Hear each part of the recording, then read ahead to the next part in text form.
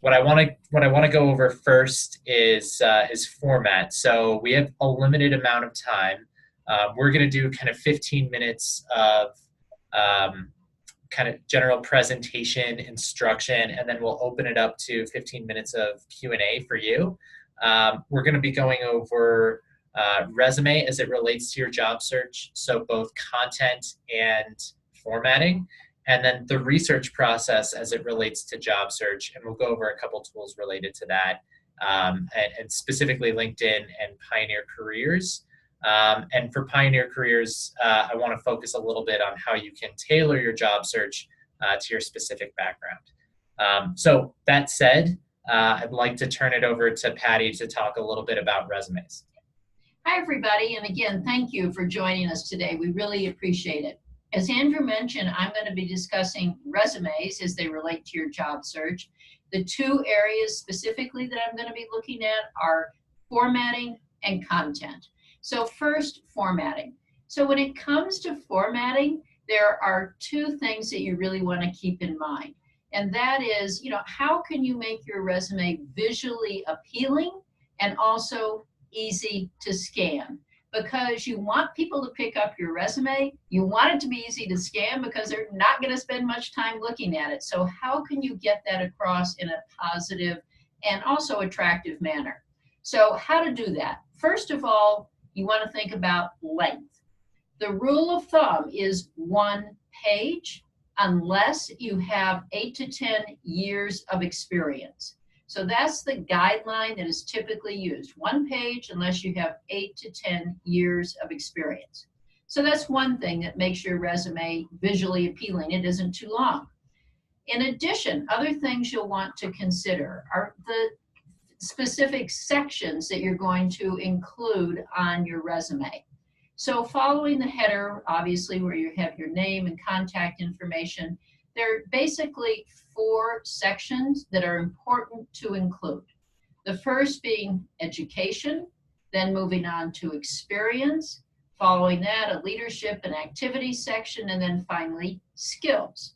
So those again are the key items, and typically you're going to put those section headers in bold and uppercase. So again, that people can easily find them and go through that, because again, they're not reading from top to bottom, they're scanning. Now, some more specific information on each of those sections.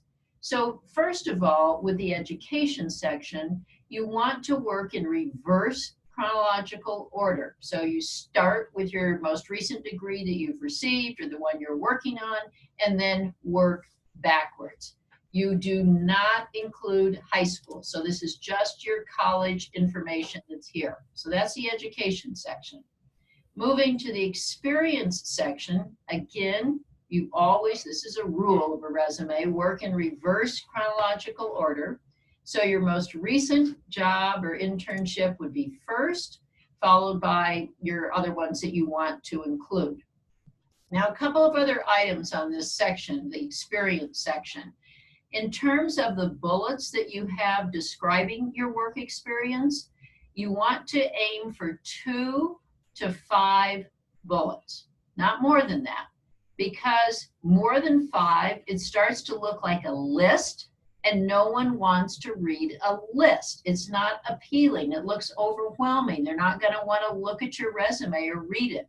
So again, 2 to 5 bullets. You'll also want to think about the priority of those bullets, the order in which you write about them, or not write about them, the order in which you put them, because from the job description, put the ones that you want them to read first closer to the top. So if you get to the third, Hi. They've read the first couple. So those are some things to consider, again, in that experience section. Now, moving to the leadership or activity section. This is where you want to talk about professional associations that you are a part of. Of course, you have to be current on those. Don't include ones that you did 10 years ago or whatever that are no longer, you're not paying dues, you're not participating in. But professional associations would be one thing. You also want to include volunteer activities. For example, if you do Race for the Cure or Habitat for Humanity, Those are things that you would include in that section. Clubs, associations, if you're a part of graduate student government, for example, or the Alpine Club or the Tango Club here at DU, those are things that you could include in that section. Also, if you're part of a fraternity or sorority, again, that would be in that section. So that again is that leadership and activity section. Employers like to see that section because one of the key things that comes up again and again that we hear from employers is leadership. They want to know what you're doing. They want to see that you have that potential. And that is another way, by looking at your activities that you're involved in and your professionalism, to determine that. Now, the last section, which would be skills. This is where you're going to include your technical skills, your computer skills, your languages, and any certifications that are current that you might have. So this is where, for example, you would put down Excel or Python or R, any of the kinds of technical skills that you have. And you would put in parentheses whether you are proficient or advanced. Same thing with your language skills. And if you are fluent in another one, you would put that in parentheses. So, and if you are native speaker of Spanish, that's your native language, you would put that in parentheses too. So again, those are things to include, kind of subcategories in that skills section. Now, I do want to talk for a moment about the technical skills, because that is you would potentially move that section right after education if technical skills were a key component of you getting hired. If you're going to be a web developer, if you're going to be a software engineer, if you're going into cybersecurity, your technical skills are absolutely critical to you getting hired. So you want to move that up to the top. I would put it following education, because the things that are closer to the top get read. So again, if that's very important to your getting hired, then make sure it's higher up in your resume. So the final thing I want to say about formatting is to be consistent in your use of bullets, and bullets are typically what is used. Don't use bullets and squares and diamonds. What is distracting, again, it's that visual appeal that I mentioned earlier that's so important to your resume being one that gets looked at. Okay, now we said a lot about formatting, but also you have to have some great things to say on your resume. You've got to be able to write about your skills well. So we're going to turn to content, specifically how to write about what you've been doing in a way that is targeted to the particular position you're looking for. And Andrew's picking it up from here.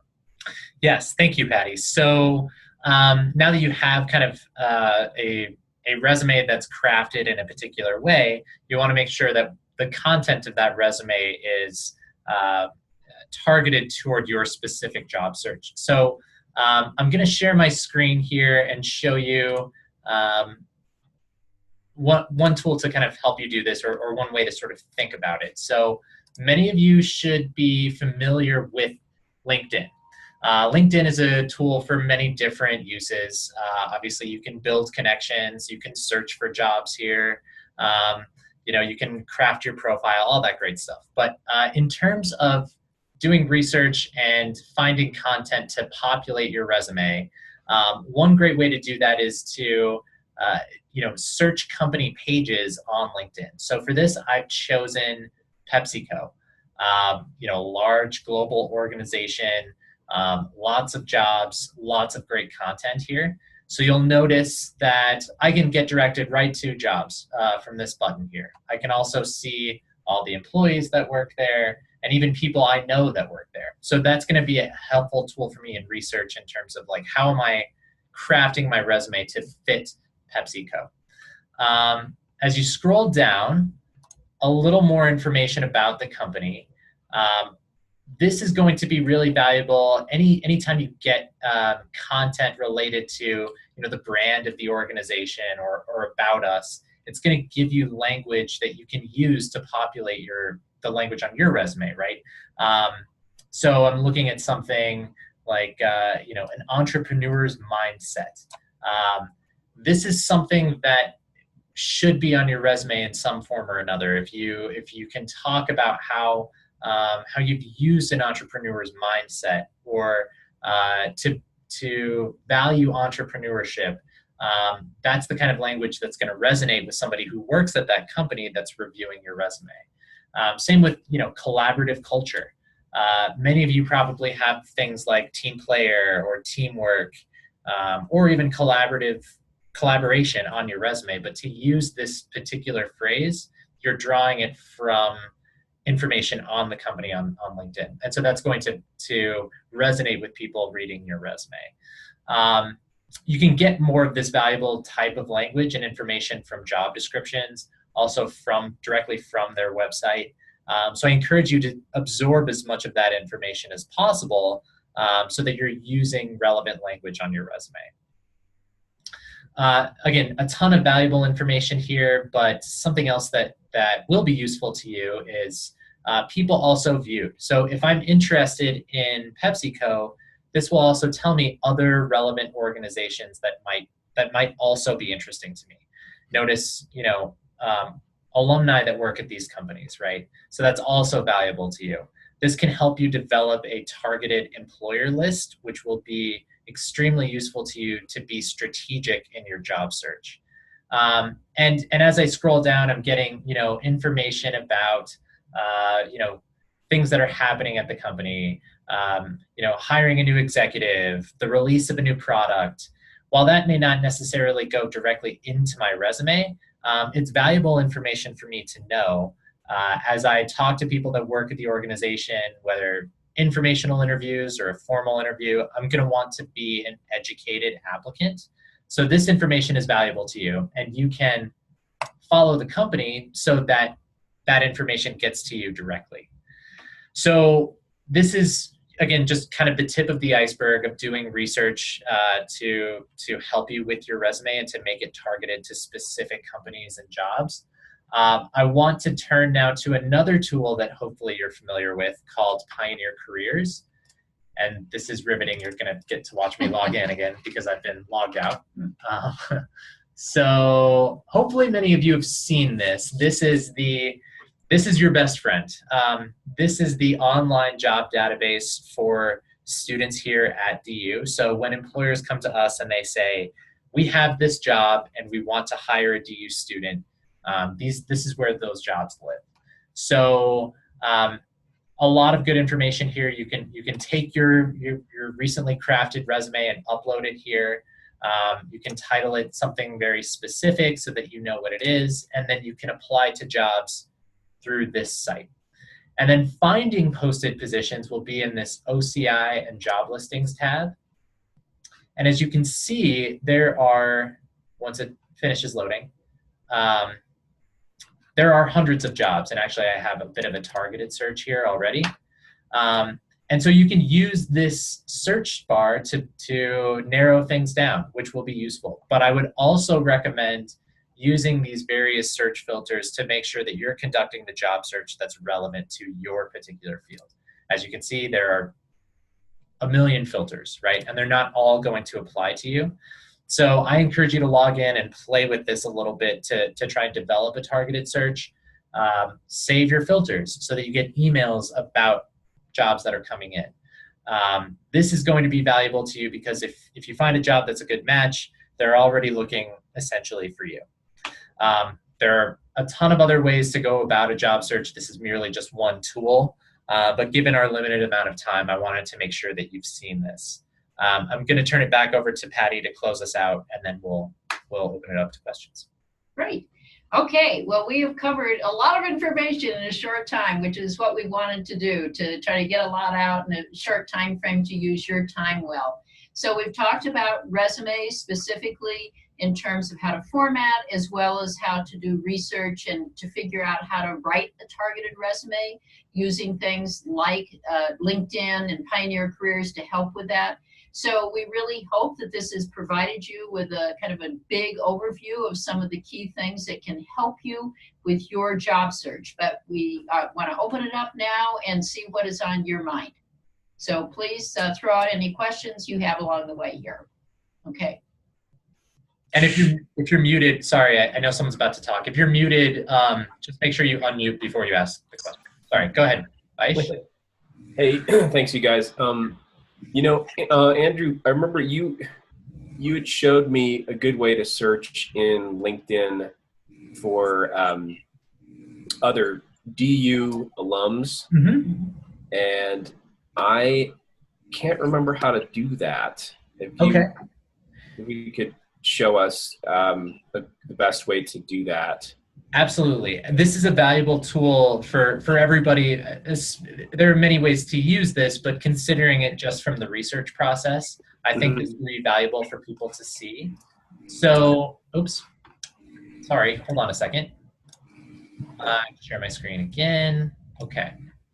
So here on LinkedIn, if you go to the search bar and then search for the University of Denver, this will take you to the DU page. Now, what's confusing about this is there's the school page, but there's also the employer page. The school page is going to allow you to see alumni, whereas the employer page is not. So make sure you choose University of Denver School and then see alumni, and then you're given this data set that you can manipulate however you want to find alumni working in particular careers, industries, companies, etc. So hopefully this is helpful. David, does that help a little bit? Yeah. Okay. Yeah, and then as far as right, and then I can search by industry in there. Right? Yeah, I mean you can search by anything. You can search by company, industry, job title, year of graduation. Right. Lot of choices. Right. Location. So so the world is your oyster there. Okay. Yeah. Good. And I noticed there's DU, the school. There's also DU University College. Right.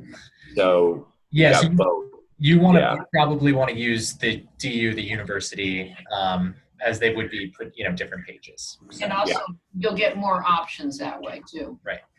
Yeah. Okay.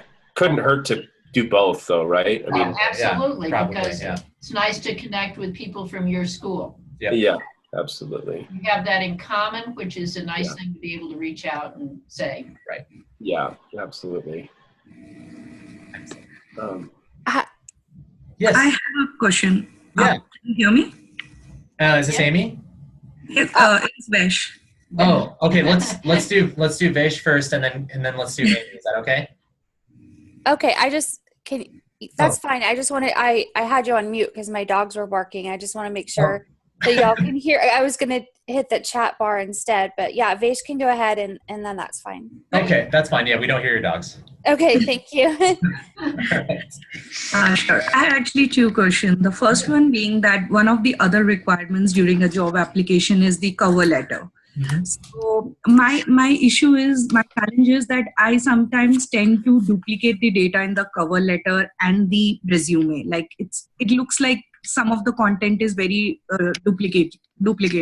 So I just wanted to know that is there any way of formatting cover letter properly so that the employer is not very overwhelmed with the same kind of information in your resume and cover letter? Yeah, that's a good question. So in the cover letter, typically it's going to be one page also. It's going to be in the neighborhood of about 3 to 5 paragraphs. And in the first paragraph, you're going to say, I'm applying for this position. I found it located on the Pioneer Career site, or I heard about it from a friend, or whatever. And also in the first paragraph, and this is what is different to your point about the resume, you're going to talk about why you are excited about working for that organization. So, for example, you might say, I was really excited to read, if it was the Pepsi one we were looking at, about some of the outreach that you are doing in the international markets or whatever. Or I was really pleased to see that you have some new products, and that's, this is my area of interest, is moving into, creating whatever. But again, picking up from what you have read on the website and looking at things like mission, values, new products, news, reading their releases, but reading about the company on LinkedIn or any other site can really help you in crafting that first paragraph. because people want to hire people that want to be there. So say, not writing a generic cover letter, but one that, again, it somehow communicates your excitement and interest in that organization. The other paragraphs will address probably maybe 3 skills, again, that you're told from the job description that you want to target and mention specifically and give examples with. And then in the last paragraph, it's basically concluding and, looking forward to hearing you type stuff. But cover letters can be challenging, and the research piece is very important to writing a good cover letter. Andrew? Yeah, I would also say, you're limited to the amount of content that you can include in a resume.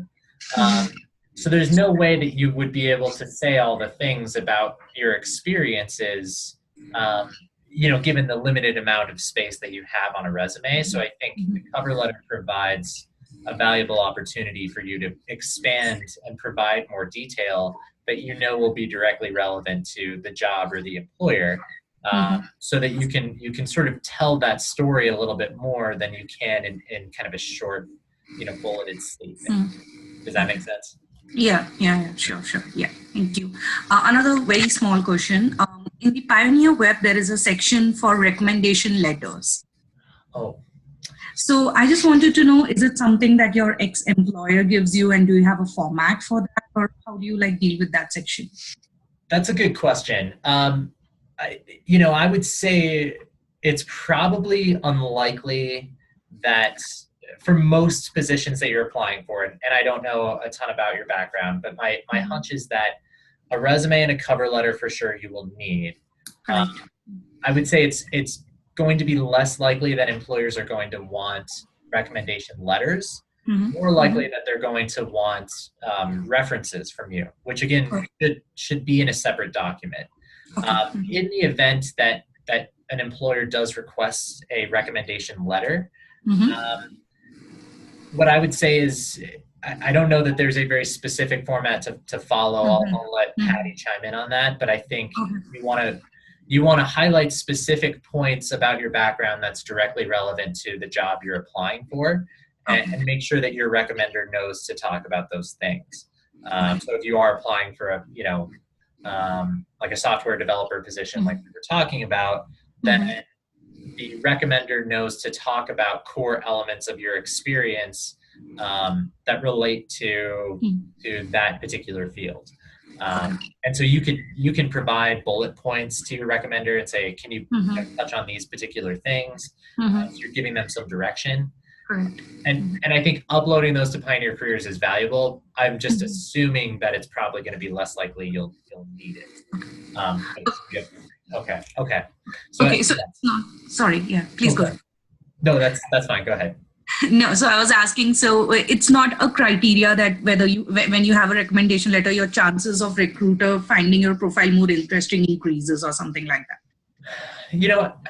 It's every employer is different. So if you have a really strong recommendation letter, it's not that I would hesitate to send it to an employer. But I would think that your references are going to be a little bit more valuable, so that rather than them reading a letter, they can just give someone a call and ask them a couple questions about it, if that makes sense. You could also use the endorsements on LinkedIn, Definitely. Where somebody can post a little blurb about, what a great job you've done, that type of thing. And then most people who are going to look for a job or look at you as a prospect are going to look at your LinkedIn profile. They could see it there too. Yep. Yeah. Sure. Yeah. Yes. Yeah. Amy, did you have a question? Hi. Yes. Yeah. So actually, a couple things kind of piggybacking off of, I think it was David when he was first talking about connecting on LinkedIn with university alum.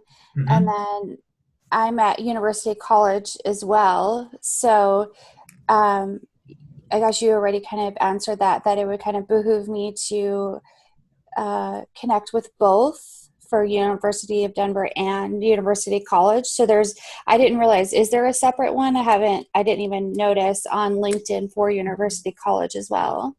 Yeah, so University College will have its own page and Okay. potentially its own group, so you can find people of the same degree or this, that went to the same, obviously, university college. And Okay. I think that's valuable. I think using the larger pool of alumni is also helpful because it might be that they got a different degree, but they're in a career field that is interesting to you or a job that's interesting to you. Right.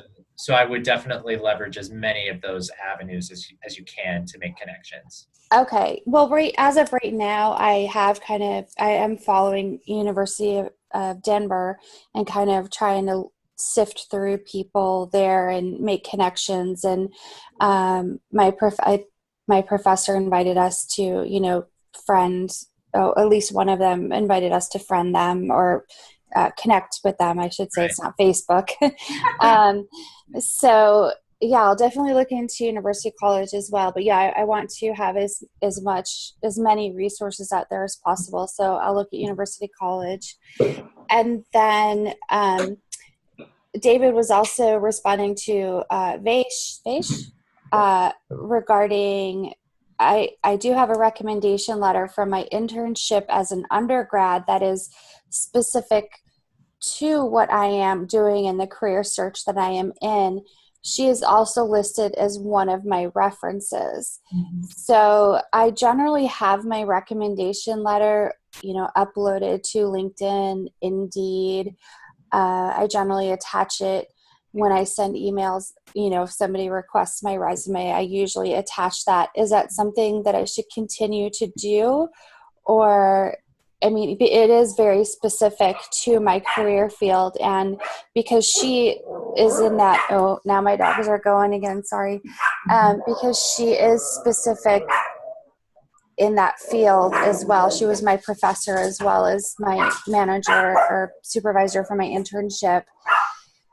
So do you feel like that's too much information? And then David also made a great suggestion as far as on LinkedIn, having people endorse you. And for some reason, I seem to have a problem where some of my classmates have done that for me, but my professors are not really on board with doing some of that.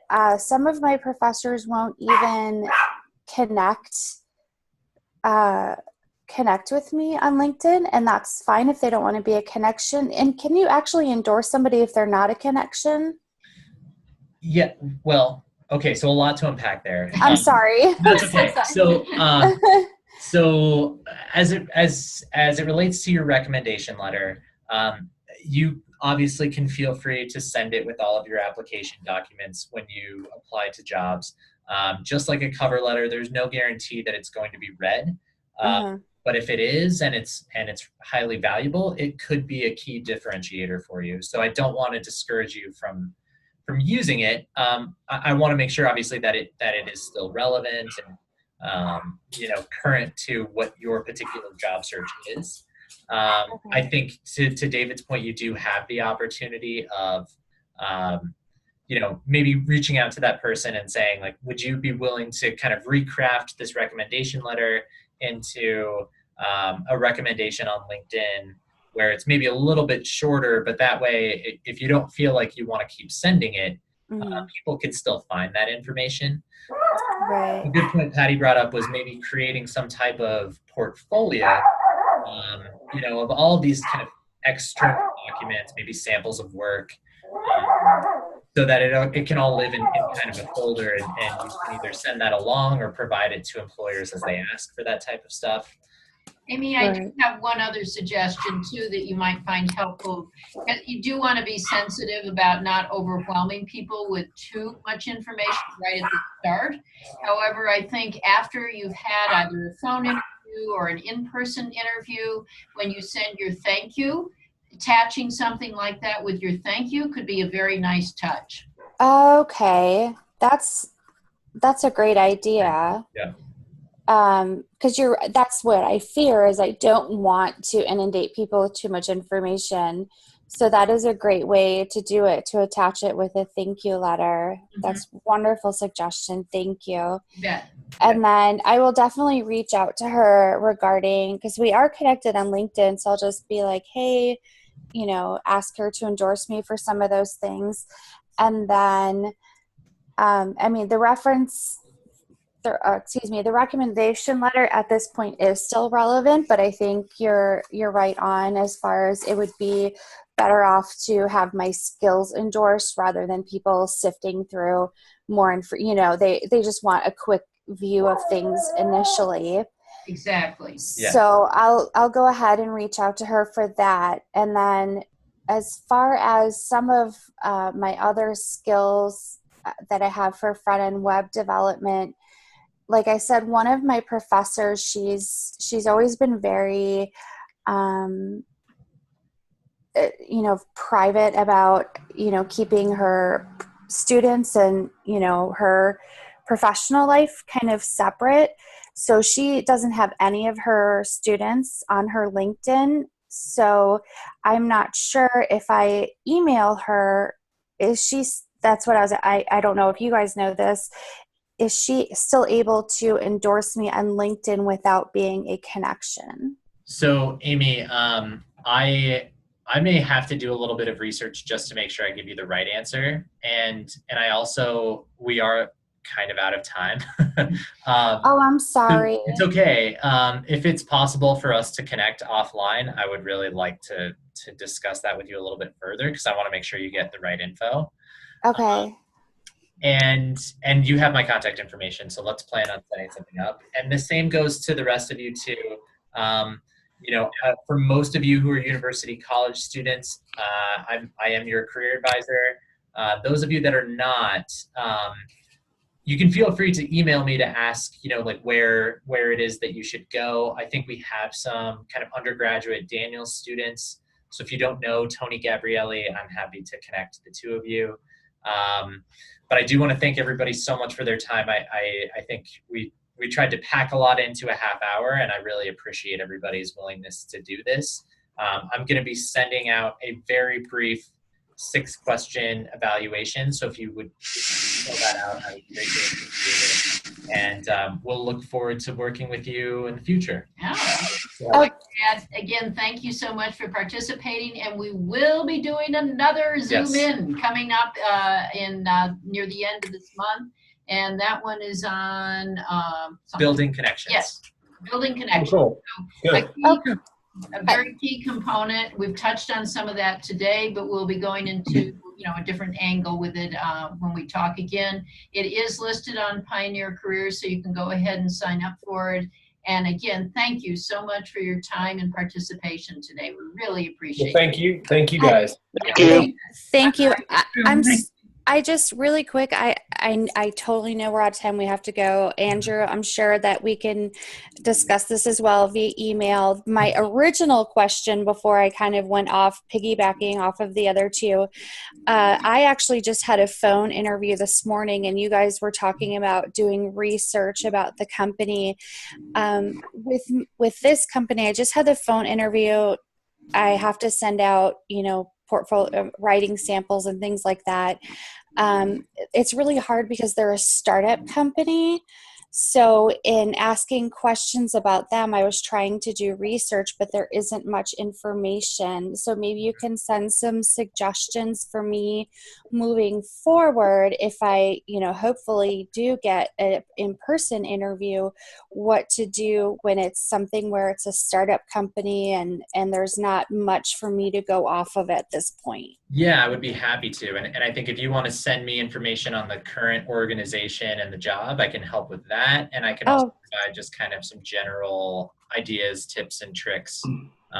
So we can kind of go from there if that works. Okay, perfect. And also because I used to have my own website, my own domain and everything that had my, basically a portfolio of all my previous work.